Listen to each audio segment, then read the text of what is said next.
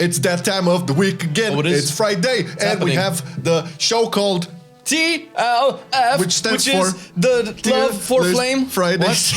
Come on. All right. Back to melees. Back to melees. Oh, well, we kind of do this every week now. We kind of just do DPS. And I know you're waiting for tanks and healers, but granted, tanks and healers don't change too much with maybe one or two exceptions, but we'll get to that. But the DPS are like fluctuating every week, so it's kind of fun to see the progress of how everybody's doing. Now, because we have a lot of people who have 4P sets and double Legos, so we get a much clearer picture of what's establishing as a melee meta. Not quite there yet, but we do have a lot of surprises, I would say. Surprises. Well, I mean, some of them are expected, but it's still nice to see.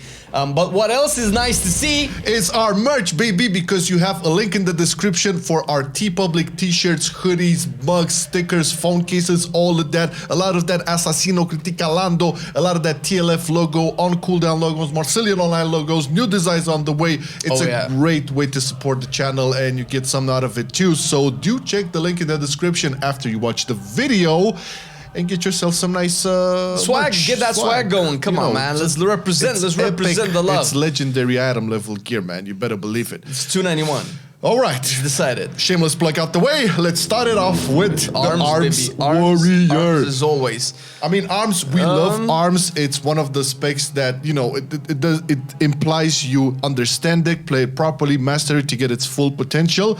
However, in these times where things change and some specs do get much more value out of their 4 pieces and out of their double Legos, some specs will definitely pull ahead of arms. This doesn't mean that if you play an arms warrior and you're doing heroic, maybe trying to get into mythic, you won't do well. No, you'll do amazingly well. But here at the what would say 90 plus parses, 95% talent high. Okay, we've looked at both mythic and heroic logs, and we've looked at 95% talent higher because we thought the most relevant way to judge a spec is from people that actually play to the best of its ability. And arms so far looks to be a C tier spec. Now I have to preface by saying this C tier is actually really good, and I know people will complain, it's like, you put a spec in C tier, lol. I mean, we can either just put all of them into S and A tier and call it a day, and that would just make the video 5 minutes long, or we can actually try to look at a little bit of a difference between X and Y and figure out exactly what's the difference between arms and, let's say, Fuzz Decay or Fury, whatever. But that's kind of why arms is in C tier. It's a good spec. Its execute is not as great as Fury's, and its access to AoE is mostly in terms of burst, although most likely arms is in C tier because a lot of the guilds haven't reached Lords of Dread, which is a very big cleavey fight. Just 2 targets, which I can imagine arms will probably pull a little bit ahead. It will bump it up for sure. And do understand, guys, this is not our opinion as a lot of you think so. This is all rankings based on the numbers we get from Warcraft logs in this specific situation, because we're looking at rates, right? So in terms of that, arms is in C tier, but by no means it means it's shit. It's just compared to the other specs, it's that place over there. You're gonna see like how the things spread out.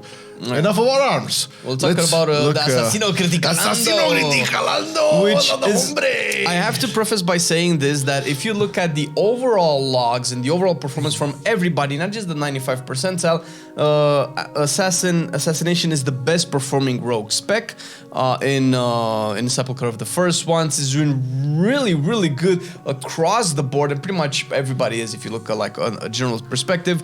However, when played by the topmost players, they're probably gonna gravitate away from Assassination, making Assassination a B tier spec. It's better than arms. It's definitely definitely a very competitive rogue spec, and as time will tell, it will become better and better. Right now, I think most of the logs actually have a big majority of 4-piece for Assassination. Pair that with the double Lego, and that means a lot more AoE presence for Assassination as opposed to the previous week. Now you have to understand, Sepulchre it involves a lot of AoE, and most of these logs and most of these specs get a lot of like super good parses on Anduin. Anduin is kind of like a wall. Yeah, I know. And you need AoE on Lehuvim as well, which is a tier boss. You do need a big single target on Halandros, which is also again something that might be maybe Assassination can excel at. Yes, that's the thing. Assassination, like traditionally, didn't really excel in high AOE situations because there's a lot of things you have to do to maintain everything. But now, with the dots ticking faster, and the Vendetta thing, everything will be much more smoother for Assassination to be much more present within the rankings, right? So as time will move along, and we'll have Cleave as well, which is another great department for Assassination. You could probably expect, similar to Arms, a little bit of a bump. But for now, possibly once really we get to the jailer, I mean, the Royce World First is hitting jailers, depending on when you see this video as well. Yeah. So we're probably gonna see a lot more really good single target specs rise up in the tier during that period. But for the most people, we haven't got there. But Enhancement Shaman! Yeah. Enhancement Shaman. Okay. One of the best melees in 9.2, and we were kind of expecting that because, it got buffed. It got a lot of buffs. Boy, does it slap. Dude, Jesus, man. I'm looking as we're progressing through the raids, and I play my Pro Warrior, I'm looking at the raids with Pro Warrior, and it's like seeing what they're doing. I always see like enhancement in number. I was like, dude, that's so fucking cool to see. Because remember Nathrium, man? Dude, I remember Nathrium when I mained enhancement, and I was so sad that I was really trying hard. I was getting like over 90 percentile parses, and I was like middle of the pack, and I was like, dude, this is so unrewarding. Yeah. But it's good times. It's good times. 8 tier for enhancement, baby. There you go, man. Coming up in the world. There you go. I mean, it does just great single target, great AOE. It kind of shines in all departments. Single target, and listen. For me, as a red paladin with a 2-piece set now, I cannot tell you how much big value I get out of that. I hope I get into the Wind Fury group, man, because I've seen it in the Hammer of Red Discord with Wind Fury. I get like 20% more value out of everything. 20%? Jesus Christ, it's crazy. That's a big number. Imagine that's for me as a red, but this is the value it can bring for other melees as well. So I mean, there's no denying, just pure numbers. Enhancement Shaman, top of the melee chain, no doubt. Now, Feral Druids. Not as top of the melee chain, but not as bad. Yeah, this is the thing. A lot of people were expecting this. I'm curious what Guiltius has to say about this. Well, he'll basically trash everything because, and rightfully so. But Ferals kind of got, I would say, let's say, a fix to the initial nerf they had with their legendary, with the Berserk pop. So, I mean, it got... there was the nerf, and then it got buffed a little, right? So it's not as bad. What's funny is that last night we did Anduin, and as I was charging to tank the boss, and I was doing like all my Pro Warrior does decent damage in the opener, so I don't have aggro issues against Boomkins, against any of that. However, I lost aggro against our Feral, man. Yeah, and Feral opener is ridiculous. I was looking at the meters, and I was seeing like 50% above everybody. I was like, what the fuck is Feral doing? That's Convoke for you, baby. That's pretty good. That's the thing, right? When we do look at fights where there's heavy AoE involved, we're going to talk a lot about AoE because, this is kind of Sepulchre.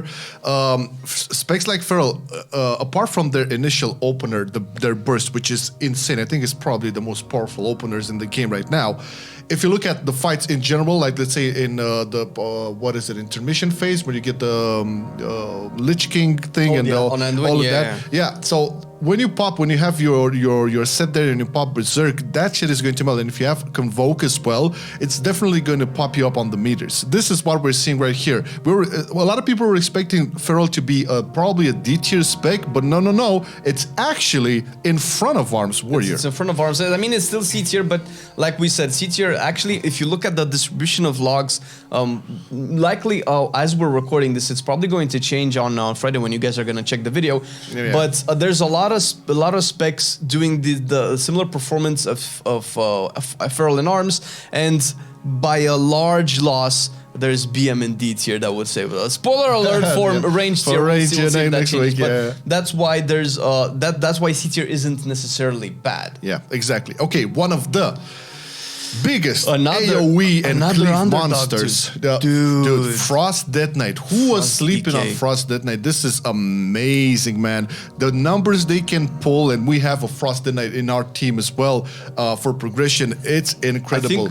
with Frost Decay, we're gonna need one more spec, but with Frost Decay, we're kind of going through the circle of underdogs coming up on top because Frost Decay is in A tier and doing even better than Enhancement, Better than Enhancement, so it took. So Frost Decay was a meme for pretty much the entire expansion. I mean, in Astria, Unholy was kicking butt, and Sepulchre Frost was like C tier. She was like, oh, you can play Sanctum, right? And C tier back then was worse than what C tier is today.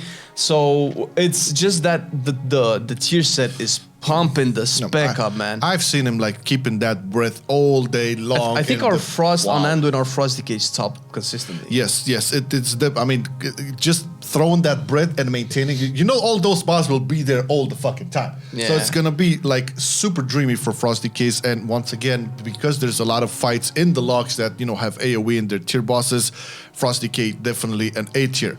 Another great representative for Cleave and Fury Warrior. Which is, we know, you clip with world. It's okay, we forgive. I sometimes fart. You don't hear it. Fury Warrior is doing really good. It's top of the beat here right now. More than Assassination, of course. I was expecting this. And I would expect Fury to kind of end the tier with about A tier because it has such good execute and people are expecting great things from Fury on the Jailer. We're gonna have to see exactly how it plays out. I mean, sure, the Warriors World First. I don't know if they're using that many Fury Warriors. I've seen a bunch of stuff that they're using. I haven't seen that many Warriors in, but we can expect from from everybody else to have really great performance out of Fury coming into the end of the season. Right now, it's doing pretty well. No, I mean, the thing is, again, they have access now to their 4-set, most of them, and double Legos, and you're definitely going to see that come from them. Most of them are playing Kyrian, from what I saw. Both of those paired up with the 4-piece. I mean, the chance to proc Recklessness and all of that, the increase in damage to Raging Blow, I believe it was. This will definitely melt a lot, especially on Cleave and AoE. Oh my god, AoE with Elysian Might, that is, with 25% more crit damage. Yeah. That's and you cannot neglect their single target either, man. I mean, they're not the one trick pony for AoE and Cleave right now. They're pumping really hard on single target too. So in comparison to the other specs, I would say it's like I would say almost A tier, but in terms of like numbers, we're keeping it in B because there's some other specs coming up. Frost and Enhancement, for instance, are doing a lot better than Fury. For sure. Demon Hunter. Havoc Demon Hunter. Demon Hunter is the recipient of a very poor tier set, unfortunately. Yeah. And even with the 4-set, we haven't seen it pop. Although Demon Hunter Havoc is doing a lot of damage, it's just that the tier set is not very well, and it's in the same bucket as one or two other specs. But unfortunately, Havoc right now is around B tier. It's solid, it's consistent, it has good utility with darkness, and it's very tanky with all the magic resist that you have, considering how much magic damage rolls out in this raid right now.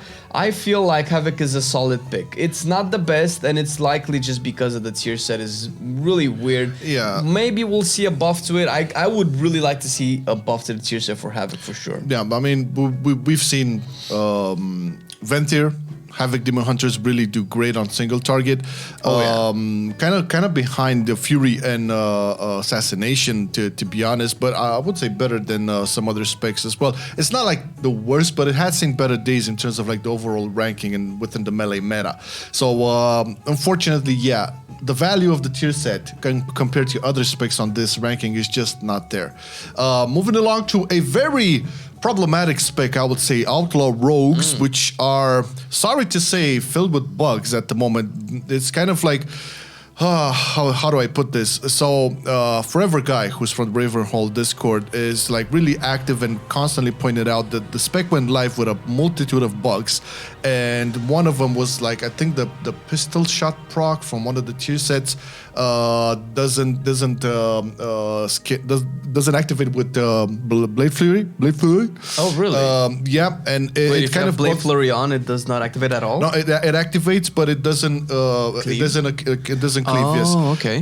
And this is one of the multiple bugs that Outlaw is facing right now, and it went live like this. Although folks like Forever Guy pointed this out during the PTR, now tweeting it on live and stuff. It kind of renders the spec a little bit useless. I wouldn't say like totally unplayable, because it's still doing better than other specs, but it could do way better with these bug fixes. Even with those bugs, Outlaw is doing better than Havoc.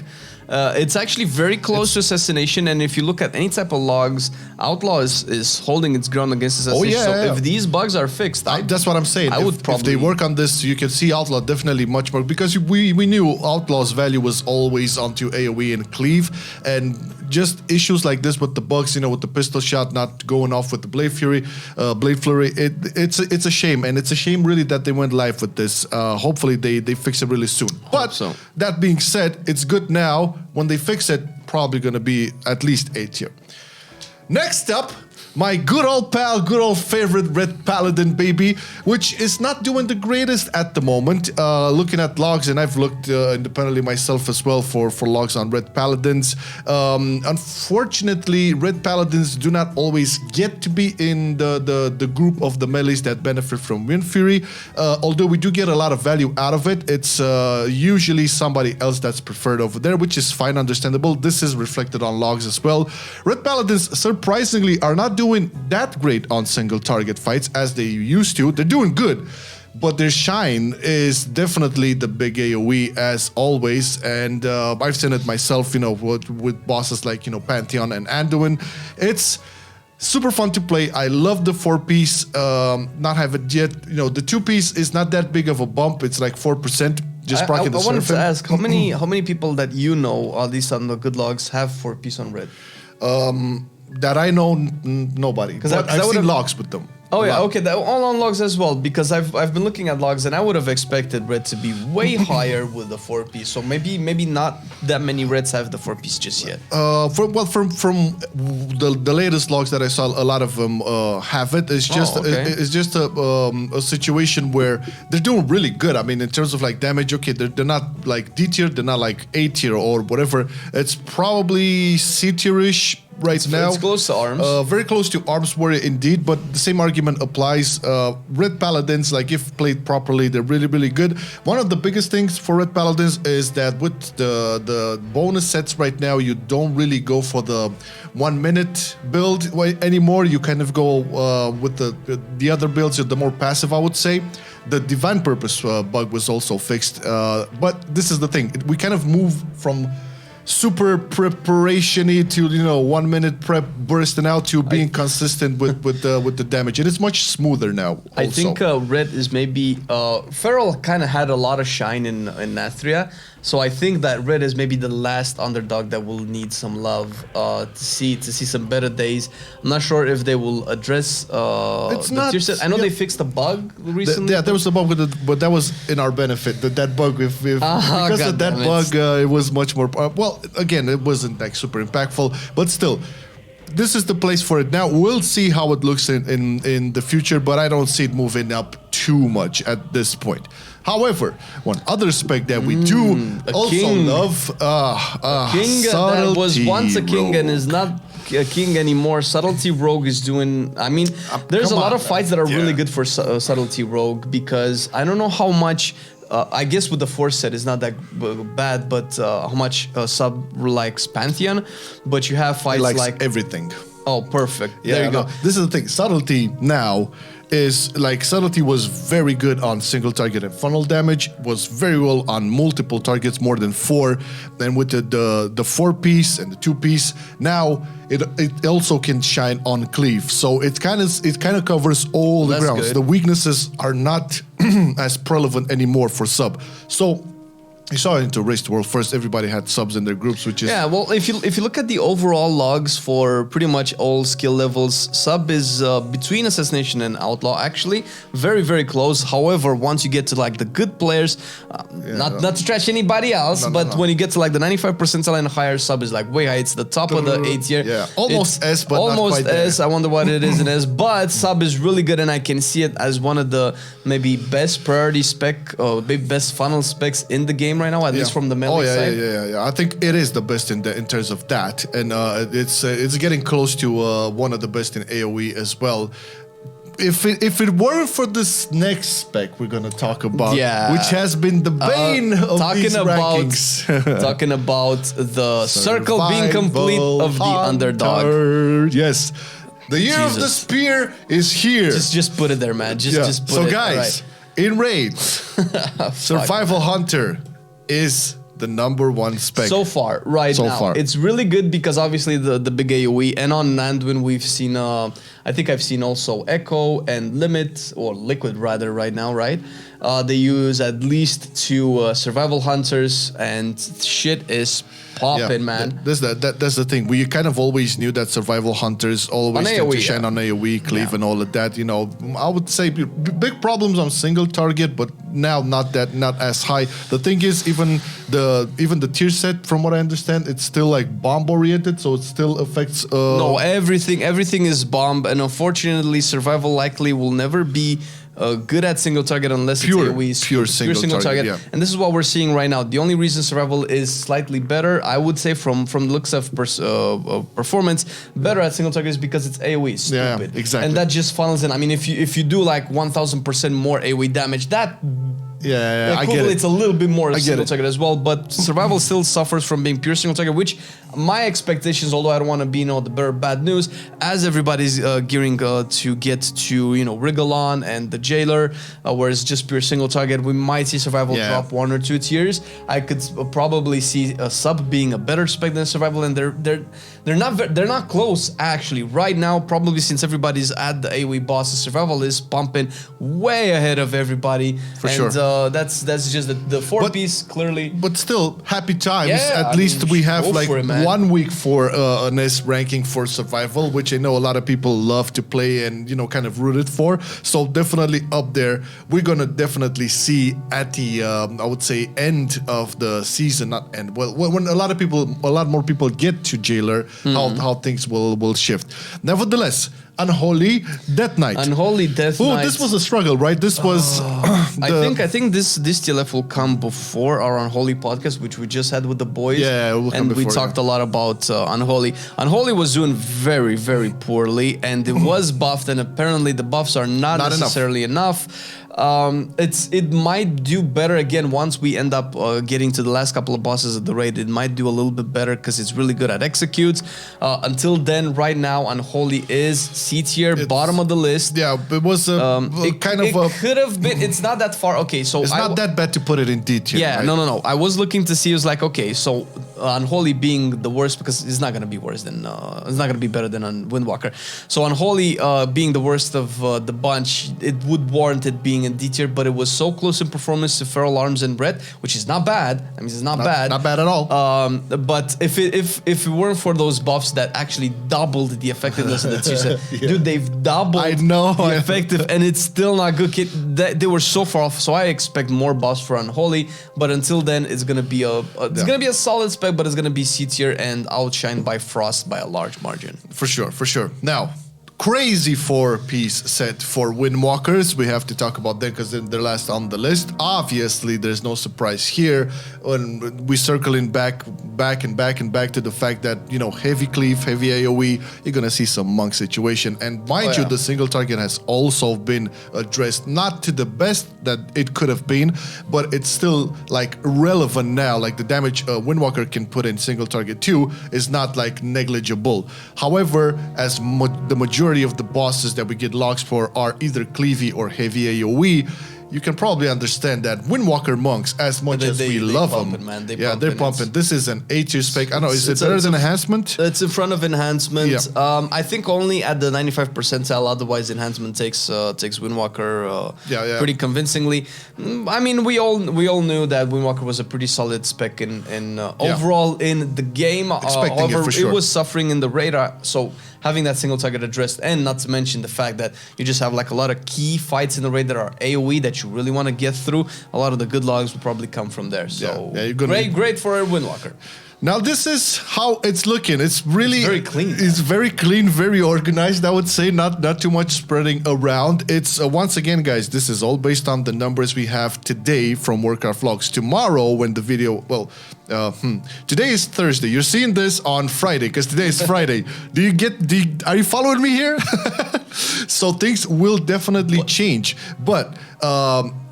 As opposed to things changing from one day to another, by next week, more guilds and more players, we're going to progress even further with this, and things will change once again. So as Flame was mentioning at the beginning, we're kind of like doing this back and forth, like melee raids, melee and plus, range raids, range and plus, because differences occur really often just because we're getting these power creeps and progression through all of these. So this is why we're kind of like, okay, we're looking at this. This is not our opinion. This is all purely based on what we get from the numbers on Warcraft logs. Well, to be fair, this is probably the most relevant distribution of spec performance that you're going to see or care about, because obviously once everybody has biz gear, the differences will start to show more and more and more, and you'll see the tier list with specs all over the place. But now, if you really look at this, this is when it matters the most, because this is the core of the progression. This is where people try to get those key bosses done to get either their tier sets or to unlock the wing after Anduin,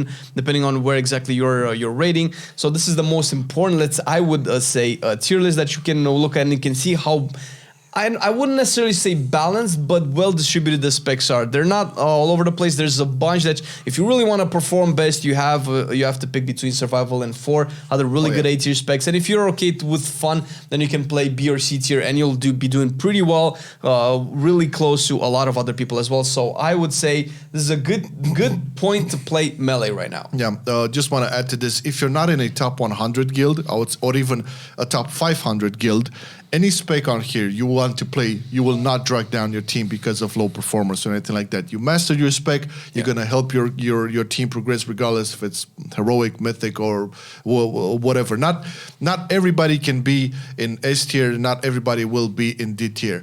But you know who's always in S tier? Our Patreons for supporting the content segue. Thank you very much for being a part of our community and making all of this possible. We love the tier list, the podcast, the on cooldown pieces, the guides, tell them, which are back as well. Thank you very much for all of the love. Yes, more. All right, I'm gonna stop now. So thank you so much for supporting. It's been a blast. It's been motivating to have all of you guys getting every month to make this possible. Thank you guys. If you want to join the Patreon team and check what it's all about, there's the link in the description. There's 2 links in the description. There's a lot of links in the description, but let's do it like this, okay? So if you want to see the merch, there's the link there. If you want to check out the Patreon and see, cool wallpapers and bloopers and, Patreon chats and all of that, there's the link to the Patreon there. Check both links now, because this is the end of the video. This is the right time to do it. That being said, thank you. Fachu. The video. Thank you, Fachu. Fachu. Have a great weekend. Bye. I've been loving it then, I still love it now. Still, I play WoW. Still, I play WoW. Getting better every day, let me show you how. Cause still, I play WoW. Still, I play WoW. It's getting harder to stay, but at the end of the day, it's a guilty pleasure, so just log in and play. Whether it's classic or retail, I'ma do a /bow. Still, I play WoW.